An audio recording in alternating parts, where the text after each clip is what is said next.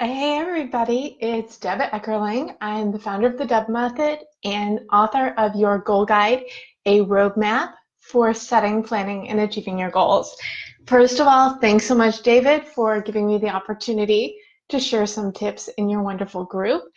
And today I'm just gonna, chat with you all, give you some pointers on how to reboot your goals because let's face it, last couple weeks, everything changed.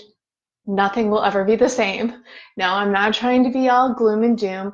I'm saying it's an opportunity to look at what you want, what you're working towards, and how you can kind of adjust what you're doing as well as expectations and plans in the meantime while you're sheltering at home.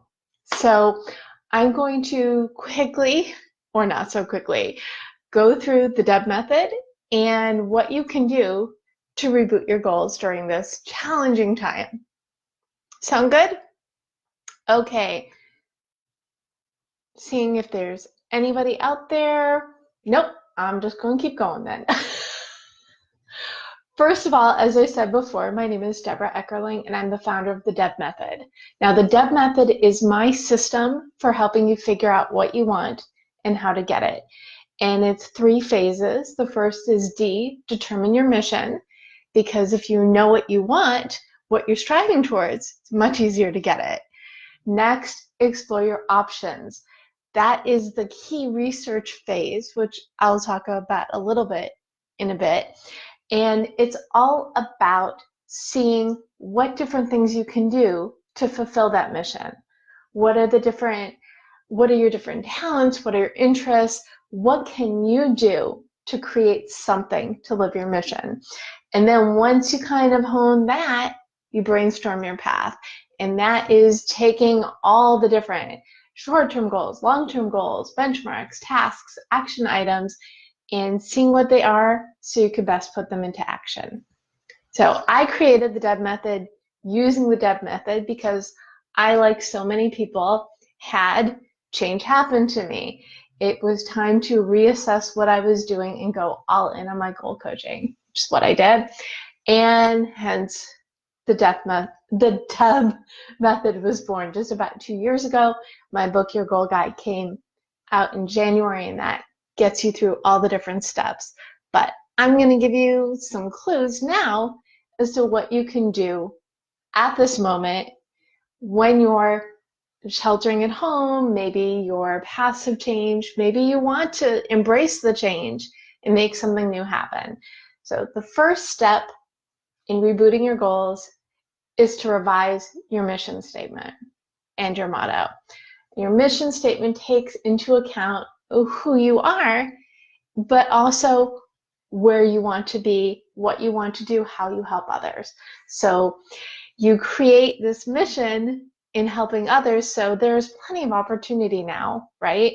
Because the entire workforce, those who aren't, busy keeping us healthy and feeding us, everybody's online. That means there are lots of opportunities out there to see what you can do to help others. So when you go back to let's say what you wanted life to be, a month ago, and think, okay, what is it I can do to adjust this for this new world we live in? So it starts with your mission. Who are you? What is your expertise? How can you help others? What is that mission? So my mission is to help as many people as possible figure out what they want, how to get it, how to define, plan, and achieve their goals. And once you have that mission, it's very helpful to kind of pare it down into a motto. So my motto is Goal Setting Simplified. Basically, anything that I do, whether it's speaking or writing or any activity for coaching, has that Goal Setting Simplified motto in mind. Motto is great because it's a barometer. So when opportunities come your way, like this one, hey Deb, we're having Speakers Week. Will that help you? Well, it will get me in front of a bunch of people that I can help and share Goal Setting Simplified. So it is definitely in alignment with what I want to do, which is to spread the word about how easy it is to set goals, right? I feel setting goals, the whole process for figuring out how to set goals should be easy because you have to do the work to get it right, right? Right. Okay, so we have this. You have your mission and your motto, which is different than it was a week ago, 2 weeks ago, a month ago, but it doesn't mean you can't create something. So maybe, for example, your mission was to create live events because you're a connector and a people person. Well, adjusting that mission from creating live events to virtual ones, I'm not going to say easy, but with technology, it's much easier. So maybe that is what you can do to adjust. Or perhaps you wanted, oh, I wish there was, I love using real life examples.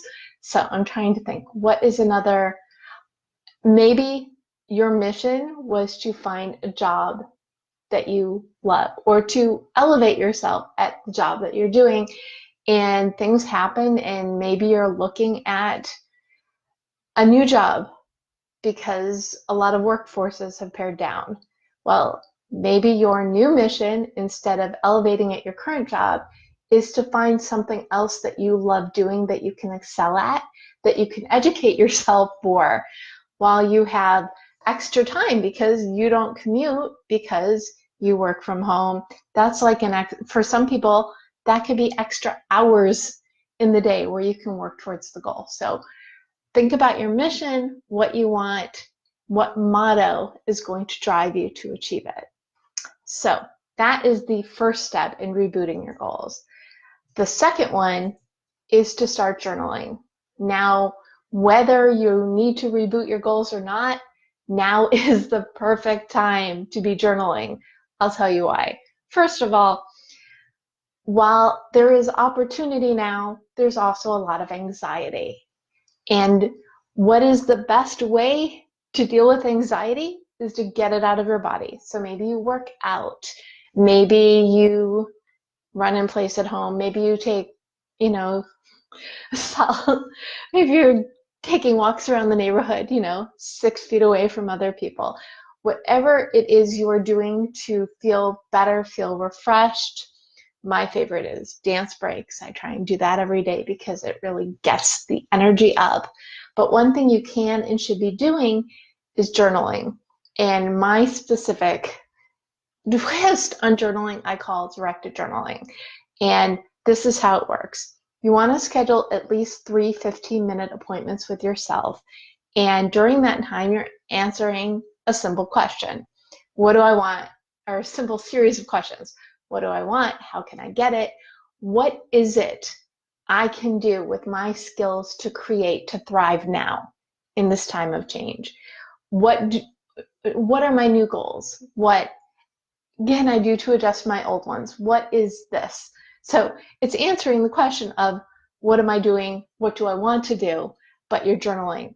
And this is the idea, is you want to have at least 3 of these 15-minute brainstorming sessions with yourself. You can have more, it's totally fine. And after you've done them, then and only then can you look at them. The idea is you want to get all the ideas out of your head. Don't worry about repeating. The repeats are good because those are things that you're really excited about. So after you've done this journaling, you can read through your journal entries and then see, okay, I mentioned this like 10 times. Maybe now is the time to start that podcast. Ooh, I talked about this twice and I thought I loved this activity, this action, and maybe I didn't because I only talked about it a little bit. So what you want to do when you're looking through your journal entries is to find those common themes. Thank you for sharing. David joined us. Hi, David. Thank you so much for sharing this so we can get more people involved, excited, and watching. Thank you, thank you. Okay, back to directed journaling. You're doing your 15-minute sessions, no peeking at your entries, looking through it and pulling out all these different things. Now you can use this for your personal goals, you can use it for your professional goals, but you can also use it for stress relief. And you might want to have 2 journals, one just for releasing your anxiety and your frustration and your challenges, what you're going through right now. And then keep another journal just for the cool, fun projects that you're going to start now that you have this great opportunity, which is extra time. So directed journaling is the second step to help you reboot your goals. Okay, I kind of talked about this before, but the next phase is to choose what project or projects you're going to be working on in pursuit of these goals. Review those journal entries. Look at the things that you talked about a lot.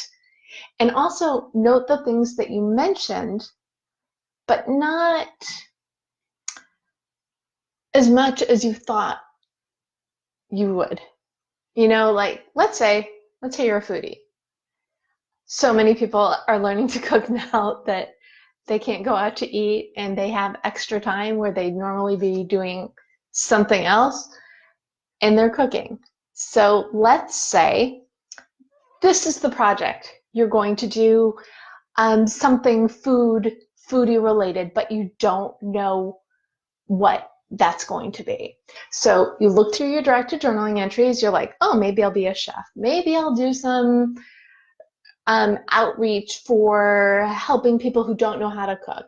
Maybe you'll start a blog to help people who don't like to cook. You've got all these great ideas. So through your directed journaling, you go through and you pick out all these different fun, exciting things, saying, I didn't know I wanted to teach people to cook. I mentioned that 12 times in 3 days.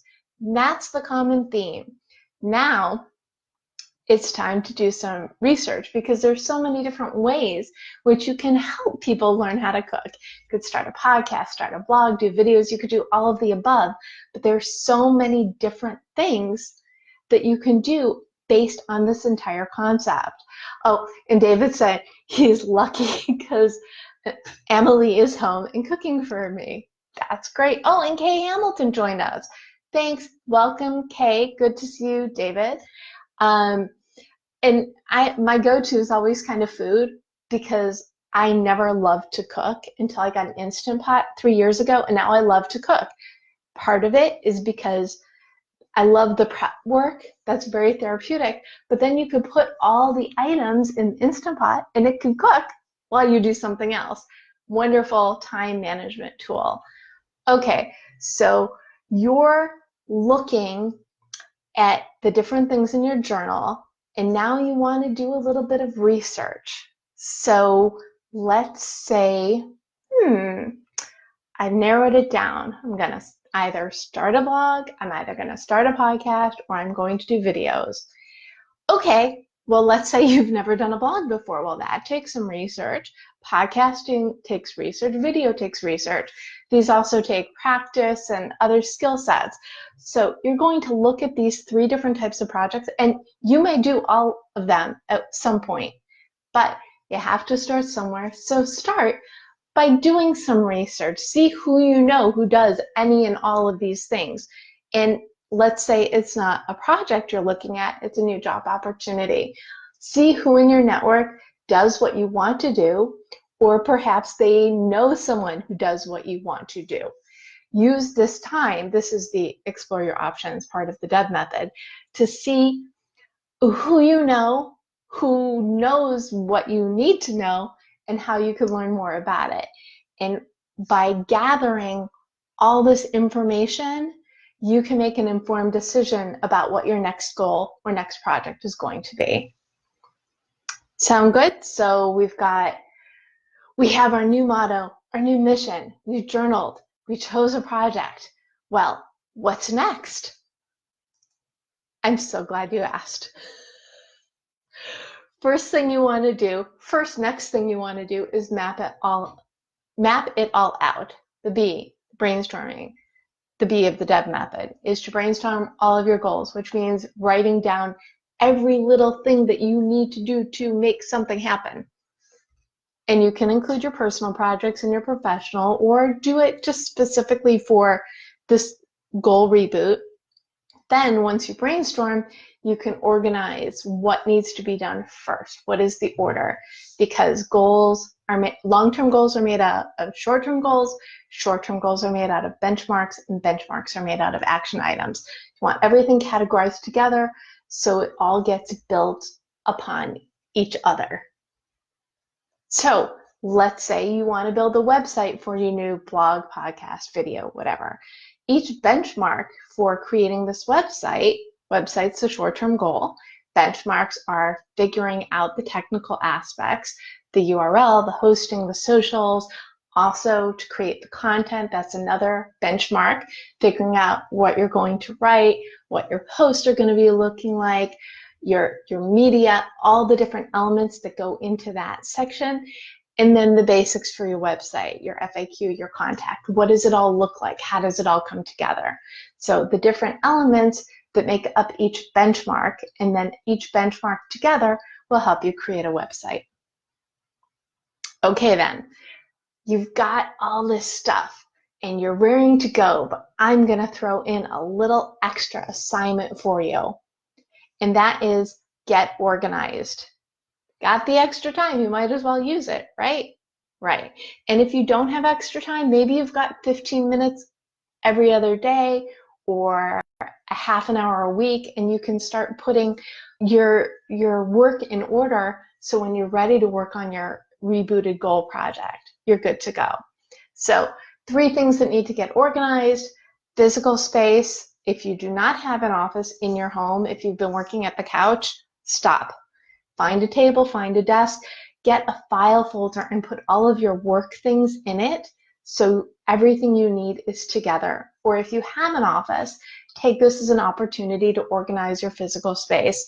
File that pile of papers that's been on your desk for months. You've got time, do it. Next, you want to organize your electronic space. That means look at all the unanswered emails, and everybody's getting extra emails now by every single company that they've ever been on an email list for, telling them, oh, this is how we're handling things in this age. Well, great. You don't use them anymore? Unsubscribe. Perfect opportunity. Or maybe you'll discover a website that's got all this great resources that you can use for this project. So you want to utilize that as well. So fix your physical space, your electronic space, and if you have a little extra time, why not do some spring cleaning? It'll make you feel good. It's also great for getting rid of that extra anxiety, and you'll feel good. You'll feel organized. You'll feel raring to go. Okay, well, what more is there to do in rebooting your goals? I'm glad you asked. You want to set yourself up for success. What does that mean? It means figure out what you need to do to be successful in achieving your goals. First thing you want to do is post your goals everywhere. Maybe it's your one rebooted goal. Maybe you've got a top 3 list of goals. Whatever it is that's your priority, you want to post it in places you look at frequently. Maybe it's the refrigerator. Maybe it's your office. Maybe it's your mobile phone. You can put it on your wallpaper. You can put it on your wall in your desk behind your computer screen. Hint, that's where I keep mine. You want to have your eye on the prize. Keep the prize in your eye length vision. I remember years ago, somebody once told me that she writes all of her goals at the beginning of the year, and then at the end of the year, she checks it to see if she accomplished anything. Then she's pleasantly surprised. Well, after I picked up my jaw, I said, that's really good, but if you're pleasantly surprised by accomplishing things you didn't realize you wanted, can you imagine how much more successful you would be if you actually looked at your goals all the time? So the following year, she said, I'll try it that way. And wouldn't you know, she got so much more done. Amazing. Okay, I'm gonna backtrack because I see David asked what an Instant Pot is, and I have to share. Instant Pot is a pressure cooker that will make everything from soup to rice to, well, I use it mostly for soup and stew, but you can cook just about anything in it. But they also have settings for things like bread. Yes, you can make bread in a pressure cooker. Who knew? or hard-boiled eggs, anything. And it's really easy because you put in the ingredients and you set the timer and then you go away and do things. So that is the Instant Pot, and I love mine, and it revolutionizes the way you eat. It's wonderful. I know. I love my food tangents. Anyway, getting back to things. So you want to post your goals everywhere. You also want to make lists. So usually I do it Sunday night, but every Sunday night or Monday morning, make your laundry list, to-do list for the week. And the most effective way to make a list is to categorize it, like your goals. So I will do a list of tasks for each client, tasks for my own personal goals, and then things I'm doing with the book, my speaking, etc. Oh, I also keep a list for website, what blog posts I'm going to write this week, what updates need to be made. So I keep different lists, and I will write it on paper, and I will also type it into my computer. So I will set a calendar appointment, which I usually put like in the afternoon on Sunday, for all my to-dos for the week. And then I will go throughout the week. Okay, what do I need to do? After I've accomplished something, I will write done in all caps. And then at the next week, I copy and paste the list, delete the dones, keep the ongoings, and add any new tasks. So having a living, breathing, wonderfully fun to-do list, I know, I think they're fun. It will help you be more productive. Like seeing your goals, seeing your tasks will help you be more productive. Okay, next thing you can do to set yourself up for success is schedule. Schedule your goal time. So the same way that you're scheduling your appointments for your to-do list, once you have your to-do list, put appointments in your schedule for working towards all the different things you have to do. And you can mix when you're scheduling, you should schedule your work activities, not just your goal activities. So if some people like time blocking, other people prefer small bits of time every day. What works for you is what you should do, which brings me to the next thing, which is tracking. So not only should you set appointments, after you complete the appointments, write down what you did. Now you can also do this in a journal type log situation. The calendar is user-friendly and it's there already. So at the end of the week or the month, when you're like, oh, what did I do? I feel like I didn't get anything accomplished this month. You can go and look at your tracking and say, oh, I spent like 3 hours on this and 2 hours on that, and I created this and I built that. I was so productive. It's wonderful, and it will help keep you motivated moving forward toward your goals. Last thing you can do to set yourself up for success is to create rules and rewards. Find, again, what works for you. So let's say your rule is you have to work an hour 3 days a week on your passion project. That's your rule. What is your reward? It's up to you. What do you consider a reward? You want little rewards for little wins and big rewards to build up to. Maybe it's extra Zoom time, maybe it's downtime. One of my rules that I instituted now that we're all sheltering in place, and I worked at home before and I tried to do it, and now I'm like very diligent about it, which is to keep my weekends, which means try to take at least 1, but preferably 2 days off per week. Your weekend doesn't have to be on the weekend, but you should have downtime. That is a very important rule and a very important reward. We're living in very stressful times. We know after this pandemic is over, things won't be the same, but they don't need to be bad. There are things that you can do to embrace this change, to move forward, so when things get back to some semblance of normal, you're raring to go, whether it's for a new project, which you started and continue to do, whether it's for a new job that you will explore and up your skill level, or whether it's for a project. Maybe it's a home improvement project. Maybe you've been meaning to convert a room in your home to your person cave. You don't know, but you have the time, you have the opportunity. So let me leave you with this. The times, they're not a-changin', they've changed. And it's okay. If you embrace what's going on right now, see what you can do for yourself, for your business, for your family. What goals do you need to set or revisit to set yourself up for success from today and beyond. First of all, you'll be in a much better mood because you've got something that excites you. But second, it's something that will keep you motivated, keep you working toward the end sight, that light at the end of this tunnel. I'm Deborah Eckerling. Thank you so much for watching. It's been great to see, meet/connect with all of you. Please friend me, connect with me. I love expanding my network, and I wish you all much success in whatever goals you set.